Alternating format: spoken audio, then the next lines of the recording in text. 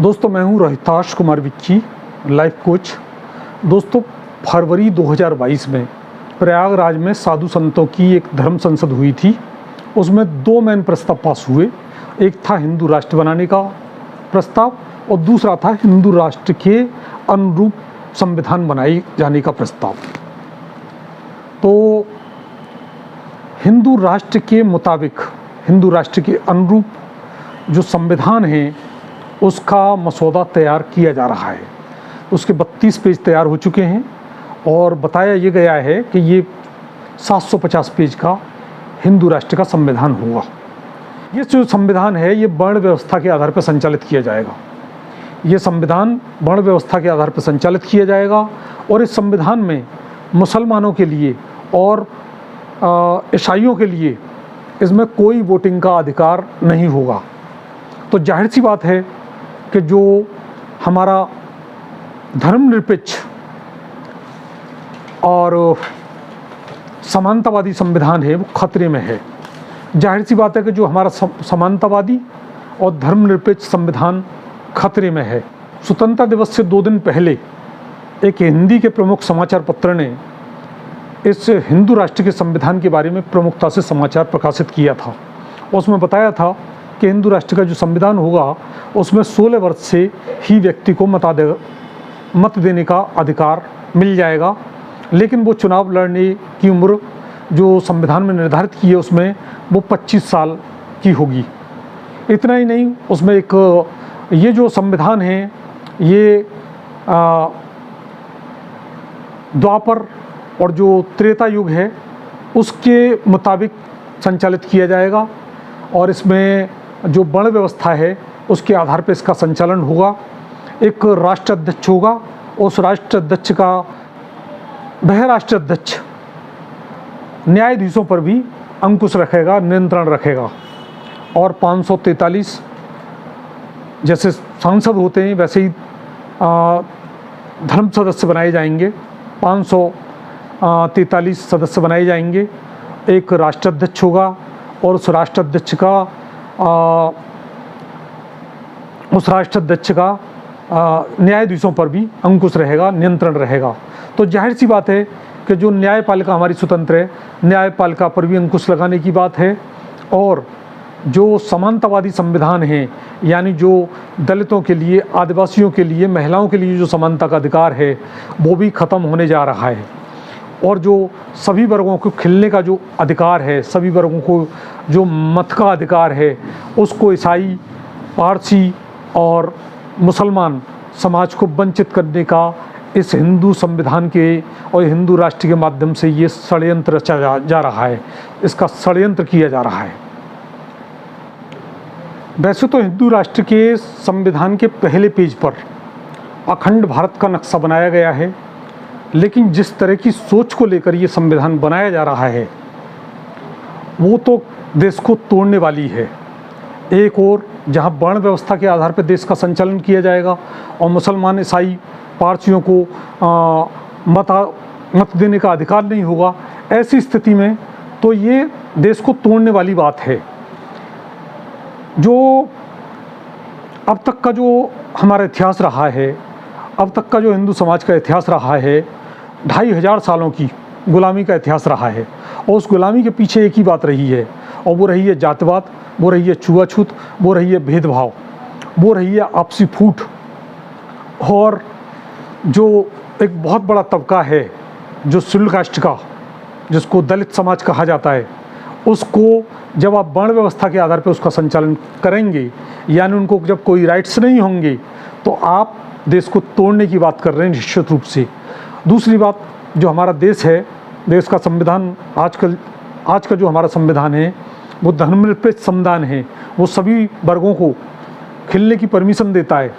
लेकिन आप हिंदूवादी जो हिंदू राष्ट्र का जो संगठन, जो संविधान बना के, जो हिंदू राष्ट्र का जो संविधान बनाकर जो ईसाइयों को और जो मुसलमानों को, जो पारसियों को जो मताधिकार से वंचित करने जा रहे हैं, ये भी एक देश की एकता अखंडता को जोड़ने वाली बात नहीं कही जा सकती। ये जो बात है वर्गों में भेद डालने वाली है, इंसानियत के बीच में भेद डालने वाली बात है। तो एक और तो आप हिंदू राष्ट्र के संविधान का जो प्रस्तावित किया है उस पर अखंड भारत की तस्वीर छाप रहे हैं, दूसरी ओर ऐसे काम कर रहे हैं, ऐसी चीज़ें उसमें डाल रहे हैं कि जो देश की एकता अखंडता है वो अछूट न रह सके। क्योंकि जाहिर सी बात है कि जब दलितों को आप वर्ण व्यवस्था के आधार पर संचालित करेंगे, यानी उनको पढ़ने लिखने का कोई अधिकार नहीं होगा, उनको कोई हथियार रखने का अधिकार नहीं होगा, उनको कोई धन संपत्ति का अधिकार नहीं होगा, ओके, मुसलमानों को कोई मताधिकार का अधिकार नहीं होगा, तो आप समझ लीजिए कि क्या स्थिति होगी। आज भी स्वतंत्रता के 75 साल के बावजूद भी जो देश की स्थिति है, आज भी जो सवर्ण समाज है उसकी मानसिकता दलितों के प्रति नहीं बदली है। आज भी तमाम ऐसी घटनाएं घटती हैं जहां जो दलित वर्ग का बंदा है वो जाता है, कहीं घोड़ी पर चढ़ने के पीछे लड़ाई झगड़े होते हैं, कहीं मूछ रखने पर गोली मार दी जाती है, कहीं रास्ता निकलने से उन्हें रोका जाता है। ये और अभी हाल की ये घटना है, एक दलित बच्चे की केवल पीट के इसलिए हत्या कर दी गई कि वो दलित समाज का था, एक सवर्ण टीचर ने। तो ये मानसिकता है आज भी। और जब वर्ण व्यवस्था के आधार पर संविधान चलेगा तो आप अंदाज़ा लगा सकते हो कि किस स्थिति क्या होने वाली है। रही बात मुस्लिम समाज के बारे में, आज भी जो तथाकथित हिंदूवादी संगठन हैं वो आज भी मुसलमानों को 2 दर्जे का नागरिक मानते हैं, आज भी 2 दर्जे का नागरिक मानते हैं। जब उनको मताधिकार है तब की स्थिति है ये, और जब वो मताधिकार से वंचित होंगे तो आप इस बात का अंदाज़ा लगा लीजिए कि उनकी स्थिति क्या होने वाली है।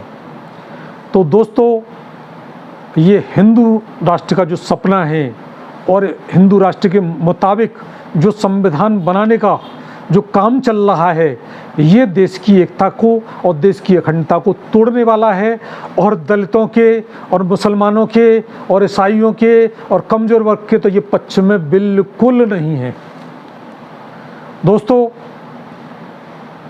हमारा जो संविधान है वो एक समानतावादी संविधान है, एक धर्मनिरपेक्ष संविधान है, एक लोकतांत्रिक संविधान है, और भारत की जो इज्जत की जाती है, भारत का जो पूरी दुनिया में मान सम्मान है, वो उसके लोकतांत्रिक होने की वजह से है, वो उसका धर्मनिरपेक्ष होने की वजह से है। लेकिन इसके ये दोनों चीज़ें, उसका धर्मनिरपेक्ष होना और उसका जो समानतावादी होना, ये जो इन चीज़ों को ख़त्म करके ये देश को पुनः त्रेता और द्वापर युग में यानी गुलामी की ओर धकेला जा रहा है। जो अब तक का जो इतिहास रहा है, 2500 साल पुरानी गुलामी का इतिहास रहा है, अब ये जो गुलामी का इतिहास है, जो हिंदू वर्ग का तबका एक बार फिर उसको दोहराने के लिए जा रहा है। और ये जो हिंदू राष्ट्र है वो गर्व की बात नहीं है, ये शर्म की बात है। और ये जो कहते हैं कि हिंदू, गर्व से कहो हिंदू, अरे भाई, हिंदू होने का मतलब ये नहीं है कि हमारा जो संविधान है वो सबको खिलने का अवसर देता है, सबको विकसित होने का अवसर देता है, सबको पल्लवित होने का अवसर देता है। आप एक वर्ग के अधिकारों का हनन करके, एक वर्ग को दबा के, एक वर्ग को मताधिकार से वंचित करके आप न तो विश्वगुरु बन सकते हैं, न दुनिया में मान सम्मान प्राप्त कर सकते हैं, न दुनिया में तरक्की कर सकते हैं। अरे आप 21वीं सदी में रह रहे हैं, 21वीं सदी में रह के आपको 21वीं सदी के आगे बढ़ने की बात करनी चाहिए, सबके विकास की बात करनी चाहिए, सबके साथ की विकास की बात करनी चाहिए, देश की एकता की बात करनी चाहिए, देश की अखंडता की बात करनी चाहिए। लेकिन आप उसको 17वीं सदी की बात कर रहे हैं, आप उसको पिछले युगों की बात कर रहे हैं, आप उसको वर्ण व्यवस्था के आधार पर संचालित करने की बात कर रहे हैं, आप उसको मुसलमानों को मताधिकार से वंचित करने की बात कर रहे हैं, आप उसको ईसाइयों पारसियों को मताधिकार से वंचित करने की बात कर रहे हैं। ये जो बात है ये मानवता के और मानव अधिकारों के बिल्कुल खिलाफ बात है। और ये देश की जो साख रही है, देश का जो मान सम्मान रहा है, देश की जो पहचान है एक लोकतांत्रिक देश की, वो उस पर भी ये बट्टा लगाने वाली बात है। वैसे तो हिंदू राष्ट्र के संविधान में सभी को सम्मान और सभी को सुरक्षा की बात कही गई है, लेकिन जब आप वर्ण व्यवस्था के आधार पर संचालित करेंगे तो कहाँ आप दूसरे के सम्मान और सुरक्षा, उनके मानव अधिकारों का कहाँ आप हित और संरक्षण कर पाएंगे, कहाँ उनके मानव अधिकारों का संरक्षण होगा, कैसे उनके मानव अधिकारों का प्रोत्साहन होगा, कैसे आप एक वर्ग के मताधिकार से वंचित करके उनको मानव अधिकारों मानव अधिकारों को उनको बढ़ावा दे पाएंगे, कैसे उनका जो हित हैं उनका संरक्षण कर पाएंगे। ये जाहिर सी बात है कि ये तो जो चीज़ें हैं ये दलित समाज को फिर से गुलाम बनाए जाने की एक साजिश है, ये मुसलमानों को भी एक तरह से गुलाम बनाए जाने की साजिश है, और ये भारत की संविधान के खिलाफ। और जो भारत का जो केशवानंद भारती का सुप्रीम कोर्ट ने एक डिसीजन दिया था, वो डिसीजन ये दिया था कि जो संविधान का जो मूलभूत ढांचा है, हमारे जो संविधान का ढांचा है वो है समता का, स्वतंत्रता का, बंधुत्व का, न्याय का, और हमारे जो लोकतांत्रिक मूल्य हैं उनका जब उनके विरुद्ध बात की जाएगी तो ये जो संविधान के मूल ढांचे को तोड़ने वाली बात होगी। तो दोस्तों, मैं आपसे बस ये बताना चाहता हूँ कि हमारा जो समानतावादी संविधान है, हमारा जो धर्मनिरपेक्ष संविधान है, वो खतरे में है। और आज आप लोग नहीं जागते हैं, आज लोग जागरूक नहीं बनते हैं, आप लोग इस मुहिम के विरुद्ध जागरूक नहीं होते हैं, तो आप समझ लीजिए कि जब आज़ादी के 75 साल बाद दलितों की ये स्थिति है, तो हिंदू राष्ट्र और हिंदू राष्ट्र का संविधान जब बन जाएगा और वर्ण व्यवस्था के आधार पर जब देश का संचालन किया जाएगा, तो आप अंदाज़ा लगा सकते हो कि दलितों की स्थिति क्या होने वाली है।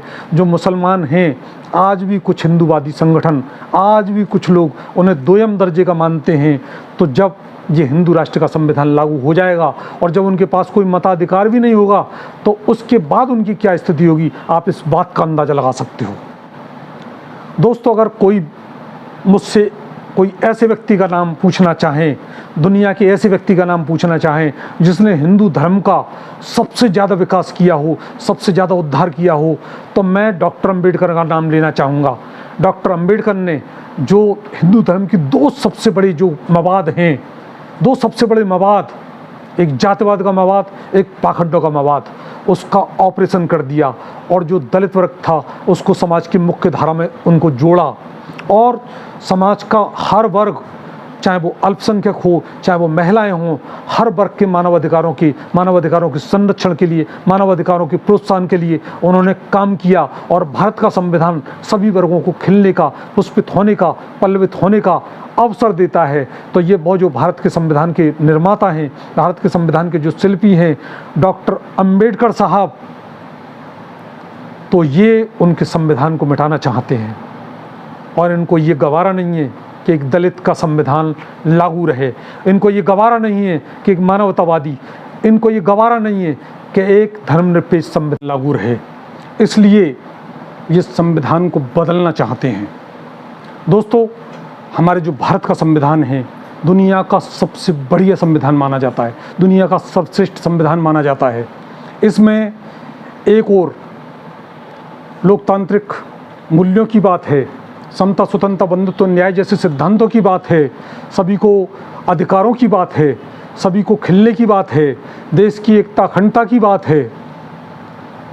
अब हमें ये फैसला करना है कि जो हिंदूवादी संगठन और जो हिंदू राष्ट्र का जो संविधान बनाया जा रहा है, ये और जो समानतावादी और धर्मनिरपेक्ष संविधान, ये दरअसल दो विचारधारा के बीच की लड़ाई है। समानतावादी संविधान, धर्मनिरपेक्ष संविधान और हिंदूवादी संविधान, ये दरअसल एक विचारधारा की लड़ाई है। अब आपको ये फैसला करना है कि हमें 21वीं सदी की ओर आगे बढ़ना है, हमें या जो पिछले सदियों की ओर, पिछले ज़माने की ओर हमें वापस पहुंचना है।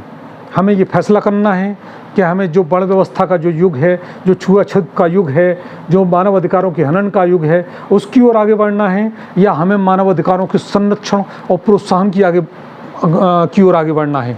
हमें ये फैसला करना है कि हमें विकास की ओर आगे बढ़ना है या विनाश की ओर आगे बढ़ना है। हमें ये फैसला करना है कि हमें देश की एकता अखंडता को मजबूत करना है या देश की एकता अखंडता को तोड़ना है। जो हिंदू राष्ट्र का जो संविधान है, ये देश की एकता अखंडता को तोड़ने वाला है। और आप एक और जो ज़माना है वो 21वीं सदी की ओर जा रहा है, और हम जो जो वर्ण व्यवस्थावादी सोच है और जो मुसलमानों के प्रति जो सोच है उसको बदरिया के मरे हुए बच्चे की तरह अपने सीने से चिपकाए हुए घूम रहे हैं और हम विश्व गुरु होने का ढिंढोरा पीटना चाहते हैं। विश्व गुरु ऐसे नहीं बना जा सकता। विश्व गुरु बनने के लिए हमें मानवतावादी बनना ही होगा। और ये जो हिंदू राष्ट्र का जो संविधान बनाया जा रहा है ये मानवता के खिलाफ है, मानवाधिकारों के खिलाफ है, दलितों के खिलाफ है, मुसलमानों के खिलाफ है, ईसाइयों के खिलाफ है, ये अल्पसंख्यकों के खिलाफ है। तो दोस्तों मैं बस इतना कहना चाहूँगा कि ये वक्त है जो हमारा संविधान, जो मानवतावादी संविधान है, जो हमारा समतावादी संविधान है, जो हमारा धर्मनिरपेक्षवादी संविधान है, ये खतरे में है। तो बस इसको बचा लीजिए। आज संविधान की यही पुकार है। जय भीम, जय भारत, जय संविधान। ये वीडियो आपको कैसा लगा हमें अपनी राय से अवश्य अवगत कराएं और बने रहिए हमारे साथ। इस चैनल को लाइक कीजिए, शेयर कीजिए, सब्सक्राइब कीजिए। जय भीम, जय भारत। Okay, thank you.